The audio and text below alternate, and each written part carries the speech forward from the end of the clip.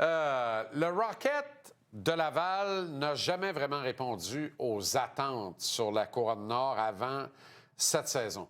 Il y a bien eu la poussée vertigineuse, inattendue, excitante lors des séries du printemps de 2022, mais la filiale du Canadien a raté la vraie saison à 3 reprises en 8 occasions.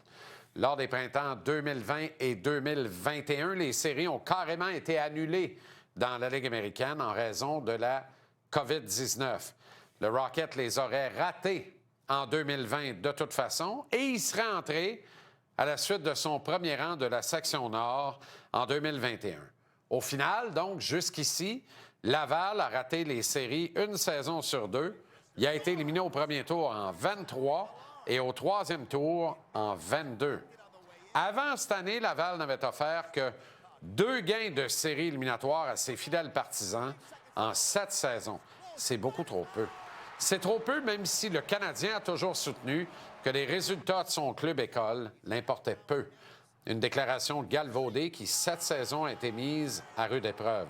Certains joueurs qui auraient mérité un rappel n'ont jamais entendu la sonnerie de leur portable. Le CH a disputé la très forte majorité de ses matchs avec un seul extra plutôt que les 3 permis par la réglementation. Il y avait cette année lieu de croire que le tricolore mettait toute l'emphase sur la réussite du Rocket et la stratégie a fonctionné. À la faveur de Pascal Vincent, qui, sans broncher, est parvenu à tirer le meilleur des gars qu'il a eu sous la main au cours de la campagne. Il n'y a aucun doute dans mon esprit que Pascal mérite non seulement énormément de crédit pour les succès du Rocket cette année, mais que son labeur mérite considération. Les postes disponibles dans la Ligue nationale se comblent les uns après les autres et la perspective de voir Vincent graduer comme entraîneur-chef dans le circuit Bettman dès l'an prochain s'amenuise à vue d'œil, à moins qu'un gars comme Kyle Dubas ne décide que Pascal soit son homme pour procéder à la refonte en profondeur des Pingouins de Pittsburgh. Ce qui n'est franchement pas impossible. Pittsburgh ne cesse de décliner. L'équipe n'a rien cassé en série depuis 7 ans. Elle n'a pas goûté à la vraie saison depuis 3 ans. Les Pingouins n'ont plus rien du lustre du club redoutable qui visait, avec raison, la Coupe Stanley à chaque printemps depuis 10 ans. On prête à Dubas des intentions de vouloir continuer de regarnir à plein sa banque de choix de repêchage, y incluant celui à venir dans un mois.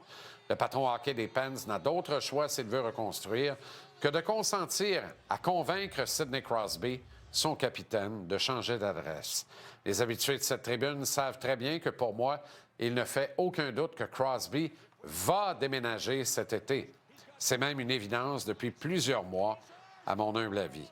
Et la perspective d'être au cœur de la lutte pour repêcher Gavin McKenna en juin et ou encore Landon Dupont en 2027 est certainement très attrayante pour un gars comme Kyle Dubas. Bref, avec une équipe à sérieusement rajeunir, un candidat comme Pascal Vincent devient une option pour le moins intéressante chez les Pingouins.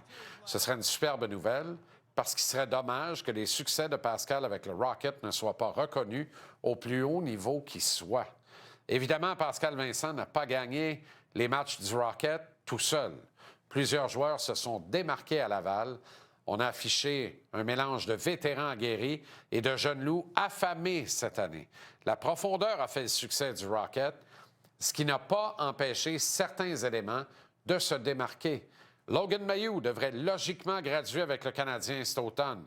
Si ça ne s'avère pas, c'est probablement que Mailloux aura été sacrifié afin de permettre au CH de faire une offre bonifiée pour acquérir un vétéran centre digne du top 6 à regarnir à Montréal. Florian Xhekaj a démontré la plus belle progression chez tous les joueurs du Rocket. Sa dimension physique a fait cruellement défaut chez le Canadien cette année. Xhekaj se doit d'obtenir toutes les chances au prochain camp d'entraînement à Montréal.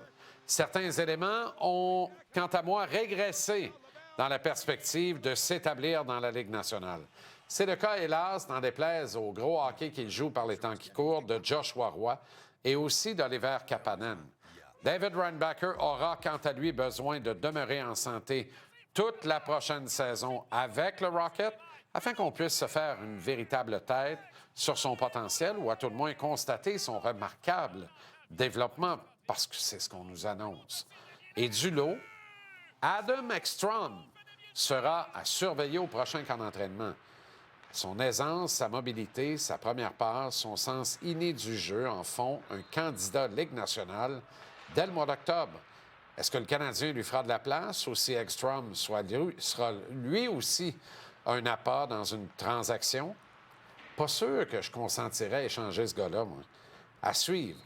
Mais j'aime beaucoup le jeu de ce choix de troisième tour en 2022 qui n'a que 21 ans, je le rappelle.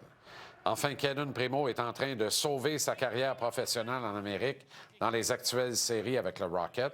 Reste à voir quelle équipe ailleurs dans le circuit décidera de miser sur lui, ce que le Canadien ne semble plus être prêt à faire.